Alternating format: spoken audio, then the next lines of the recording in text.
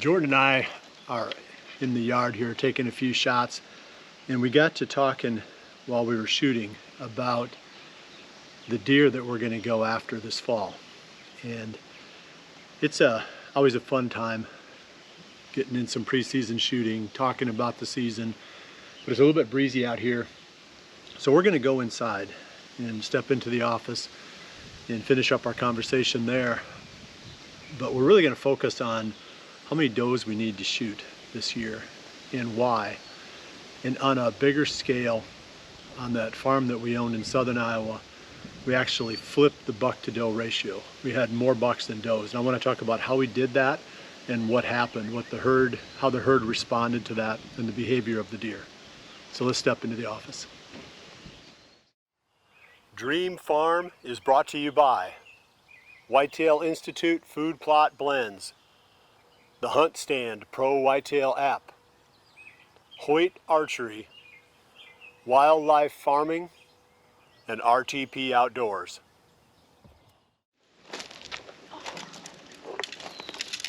This is the most important part of the conversation and the day in general. Coffee.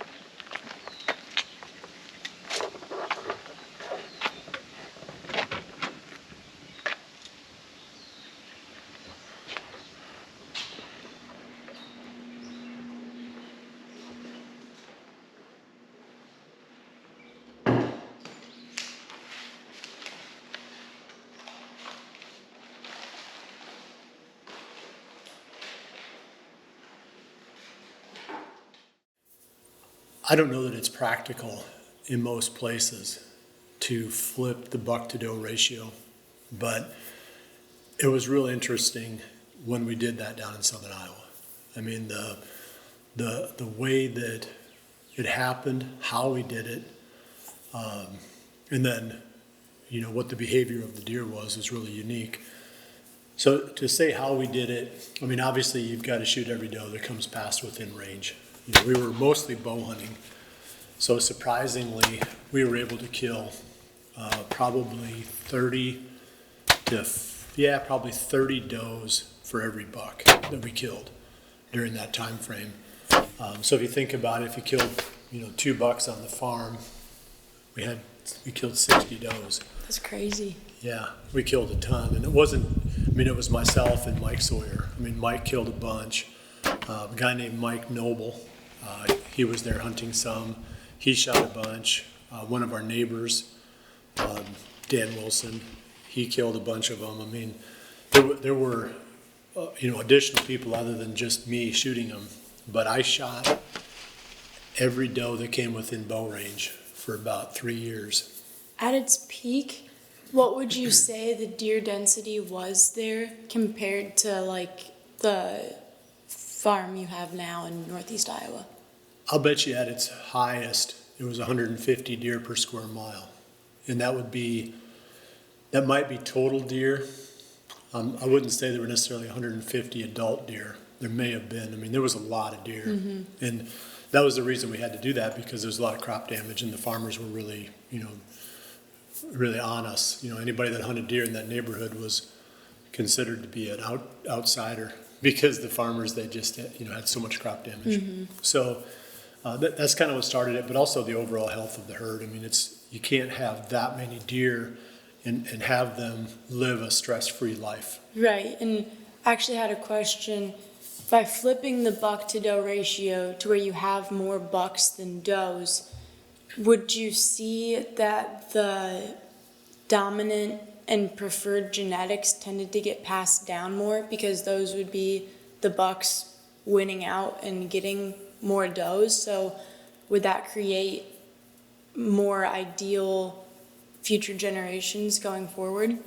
I think the old school of thought would have said yes, mm-hmm. But there's been a lot of research done on genetics in the past few years, and really it's hard in a free-ranging herd to control genetics very well, because it skips generations and it's just so swamped. Mm-hmm. If you can control the does and the bucks, mm-hmm. and you could do almost like line breeding, sort of like what they do with cattle. Right, that's kind of what I was thinking of, was how they breed cows specifically to make more milk or whatever. I wasn't sure if natural selection, the stronger, bigger bucks would tend to win out, or if it was just kind of. They might have won out, but they didn't necessarily have the biggest antlers. I see. So that's kind of where the whole thing falls apart. Everybody thinks that the dominant buck has the biggest antlers. Right, but he might just be the oldest or the toughest. Or Yeah, it's there. more, dominance is more about body size and attitude than it is about antler size. Antler size has almost nothing to do with dominance. So that's why, when you're culling deer, trying to do, anyway, the whole point is, the genetics are too mushy to really control in a free-ranging environment. If you could, like I said, if you could really dial in on the individual animals and get pedigrees and then breed certain pedigree to certain pedigree, then you can do it. I mean, they do that in captivity. Right. They produce 400-inch, whitetails in Right. captivity. But so anyway, we did that for 3 years, and we got the buck to doe ratio flipped. And I think there were an honest 3 bucks for every doe during that time. And once we backed off on that, then it settled back into what I would say long term was a 1-to-1. So roughly one, adult buck per adult doe. And that's a nice goal for a more highly managed area. In a more of a, let's say, open hunting area, then I think 3 does for every buck is relatively attainable and realistic. What would you say the ratio was before you started doing that? I would say it was probably 2 does per buck. Okay. It was pretty decent, maybe 3 does per buck. And when we got done, it was 3 bucks per doe, probably. Right. I mean, and there's other dynamics at play there too, which is, we could talk about a whole lot, on this subject, but nature always tries to fill a vacuum.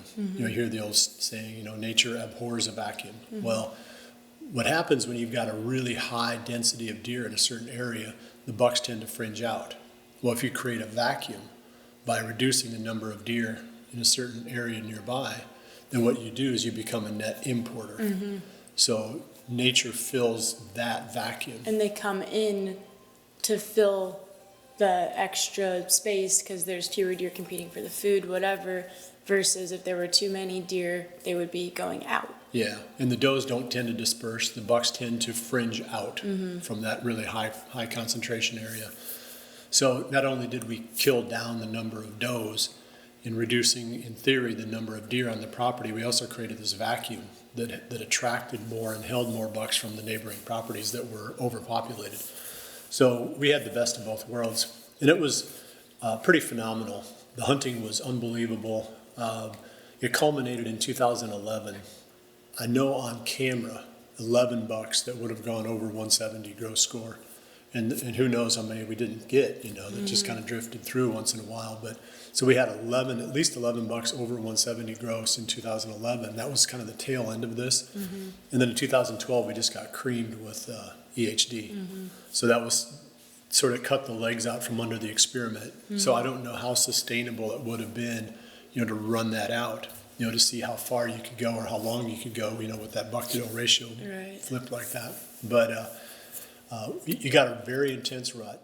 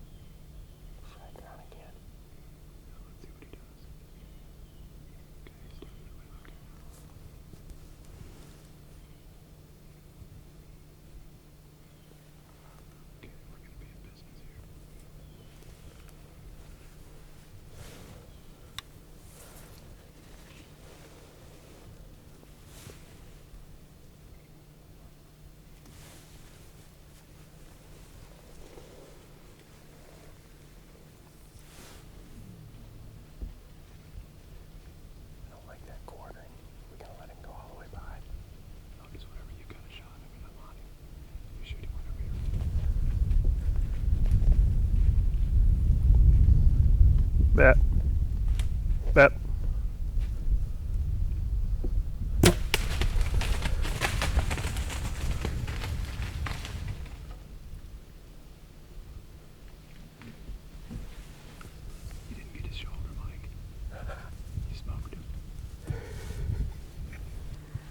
Wow, now that's an impressive deer. I don't know if you can appreciate the size of this body, but he's a giant. I mean, he is just a pig of a deer. Because the bucks that didn't have that lull period, they were always looking, you know, because there were so few does. And people think, well, if you do that, then, you know, what you're going to have is, you know, your bucks are going to leave during the rut. But they don't really. That was my experience, that they didn't, because they can't communicate, so all they know is what's in their range. So if there's a high doe area in their range, then yes, they'll go there. But if their range only encompasses areas with, you know, fairly low doe densities, they don't just suddenly get this whim like, oh, there must be does, you know, further off. Right. All they know is the world that they live in. So I didn't see tons and tons of bucks leaving during the rut. So that was kind of the interesting point on it. So it's not, you know, coming back around to what are we going to shoot? We need to get on the does. You know, I don't know if we'll flip the buck to doe ratio on the new farm. Because what would you say the ratio is right now?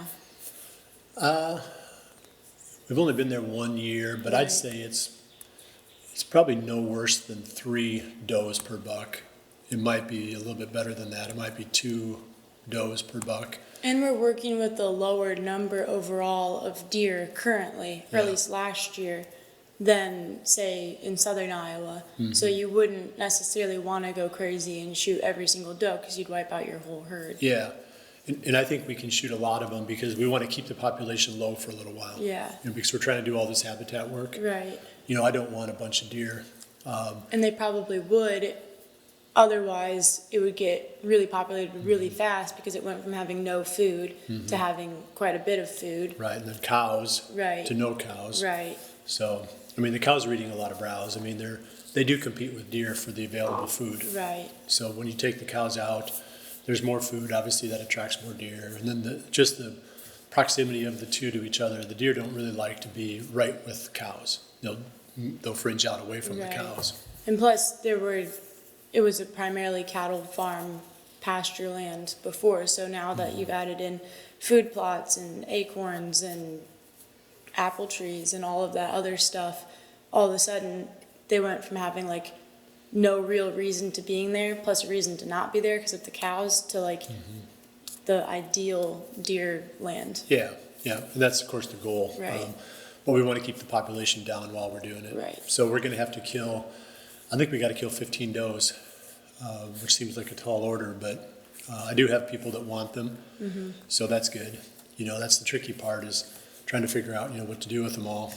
So that's kind of the whole rundown of what happens if you flip the buck to doe ratio. We may try it.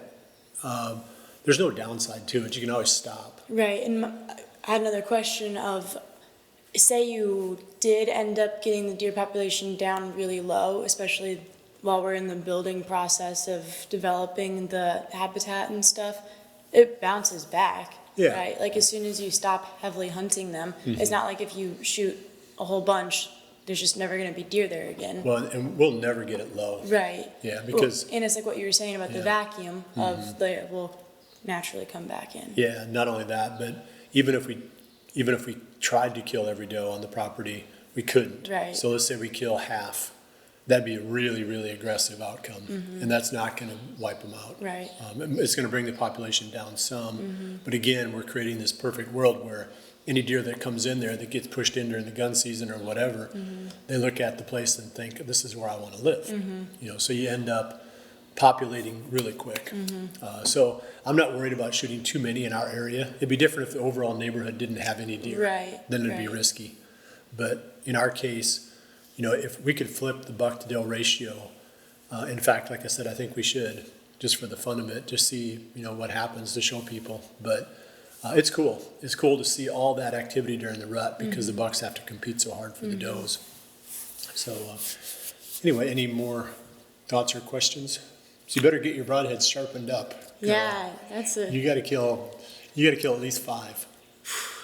I mean, I'll kill 10. Well, whoever else, if we got other people hunting, let's say we kill 15 total. So Yeah. if you kill, your quote is 4. okay, 4. And then myself and whoever else will.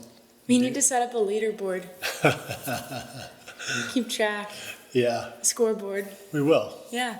We'll do that. We'll make a little notch on the grip of your bow. I for think we every should have deer you kill. a big whiteboard, and it's a big ceremony. Every time you shoot a doe, you get to add a check, and Yeah. whoever wins at the end of the year gets a prize. A bunch of venison. Yeah, a whole bunch of venison. An award, a major award. Yeah, major reward.